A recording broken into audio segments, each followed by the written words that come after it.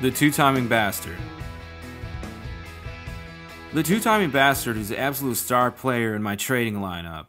I use it nearly every day and very often multiple times throughout the day. This is an extremely effective play and has served me well over the last year and a half or so since I began using it regularly.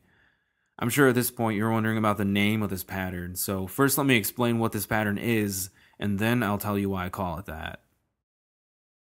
In the chart we see a TTB, which is short for Two-Timing Bastard. There are four main components to this pattern. They are 1. The establishment of resistance or support. 2. The subsequent break of that resistance. 3. The retest of the resistance that had previously been broken, which is now support. This is also our entry area. And 4. The rally off of newfound support. The reason I call it the Two-Timing Bastard is because point 1 represents a man who feels cooped up in his own house with his wife and kids. He so badly wants to go out and live the nightlife like he did in his college years, so he paces back and forth from wall to wall with all this stored up energy that's driving him crazy. His wife, noticing his energy, warns him that if he goes out and about with all those little tramps at the bar, that he's not welcome back. This spurs an argument, which then brings about number 2. After the argument, he bursts out the front door and heads off to the bar. He gets a little buzzed and has a good time with his friends. The night goes on and things start to die down after a while, so he picks himself up off the bar stool and heads home. This is when point 3 happens. When he gets there, his wife has locked him out. He begins to pound on the door, yelling, "Woman, let me in," to which she replies through the door, "I told you not to come back here, you two-timing bastard." With one last whack on the door, he yells back, "Fine," and going back to the bar, and finds his way back to the city for some more nightlife action, which represents point 4. Why does this pattern work the way it does? Well, you see, during point 1, the establishment of resistance, there was an energy which was holding him inside of the house. His wife wanted him to stay home, but then after point 2, which is the break of resistance, happens, this energy now goes from wanting him to stay inside to wanting him to stay outside. So when he comes back, he encounters 3, which is that energy in full, as she has time to decide fully that she doesn't want him back inside because he chose to leave against her will. So because of point 3, he has nowhere to go but back where he came from, which is 4. And this is why price rallies after the retest of newfound support. The important thing to remember here is that at some point, and to validate point 1, we have to establish that there are sellers at a certain level, which is the definition of resistance. Then, after those sellers are established, a stronger group of buyers comes in to push price above that level. From there, the buyers buy price up again as they gain momentum before becoming momentarily exhausted, which allows for the sellers to gain a little momentum and bring price back down to that same area which had previously been resistance. And here's the logic of it. I'll begin this with a question. What was the last thing that the market was able to determine about the area that it is currently encountering? That's right. It has been determined that there are buyers there when there had previously been sellers there. So as price gets back up to that newfound support, which is previous resistance, people remember that it is an area that is stimulating buyers, and that for one reason or another, the market began buying at that area. Now, the reason why it is necessary to have this same area of buying be a former area of selling is because we're able to use contrast and proportion to determine that one group is dominant in a certain area.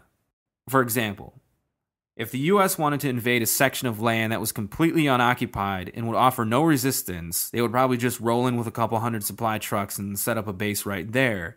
No sweat. But if the US wanted to invade a land that had many occupants and a strong military, they would have to roll in with tanks, jets, troops, carriers, supplies, and the whole shebang.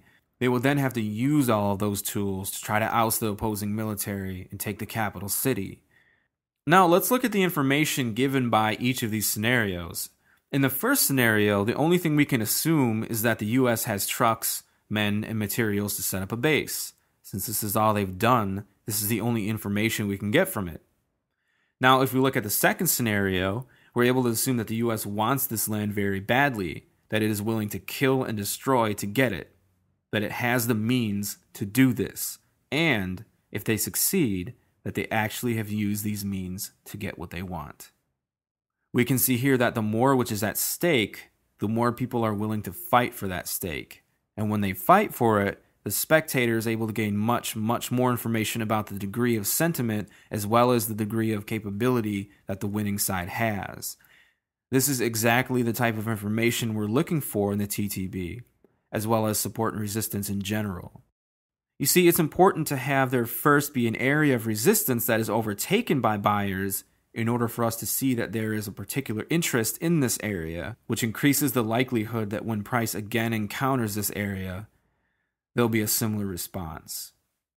And the beauty of it is that this response is very often 100% psychological, meaning the US is no longer even concerned about the land as they once were, but no one has the balls to try to invade it anymore after the US has left because they now believe the US really cares about that piece of land and will seek to harm anyone who attempts to occupy it. This is quite often how previous resistance turns into support upon the retest. In summary, we're able to first identify an area at which the outcome would produce an elevated amount of information about not only the nature of what prices have done, but also to the degree to which they have done so. These areas are where the bulls and the bears converge and both demonstrate what they're made of. We then, once they do this, count this specific information as more valuable price information, which can be utilized later as an important variable in the high probability equation. And as soon after this initial valuable information as possible tends to be the best time to utilize this information. This is why we consider it most weightily upon price's virgin encounter with this same area. And this is in part because the element responsible for the initial price behavior that gave us the valuable information is thought to be the most active in the time immediately following. As time goes by, this element becomes increasingly degraded. Much like if you're playing basketball with a group of 6 or 7 of your friends and you had to run home really fast and grab some Gatorade, when you got back, your friends will most likely still be there playing basketball. But if when you ran home, you sat down for a second and ended up taking a 3-hour nap, when you finally made it back to the gym, you probably only find 2 or 3 of your friends still playing basketball, if any friends at all. The other part of why it is wise to play the first touch of this area, and as we have discussed previously, is that very often it only takes one origination of supply to cause a reverberation that can last for several consecutive touches of that same area when price comes back up to touch it. To adapt this to the first example we used, this is like the US fighting for the land, stealing all of the oil, and then leaving the country. The US doesn't care about that plot of land anymore and wouldn't actually fight anyone who tried to occupy it, but since everyone witnessed the US defeat a force that was greater than them, they're under the impression that the US really cares about this land and are all terrified to enter it. This is very often why support becomes resistance and serves as the basis for why support and resistance in general have the effect that they do. And this is also part of exactly how the TTB finds its effectiveness so frequently.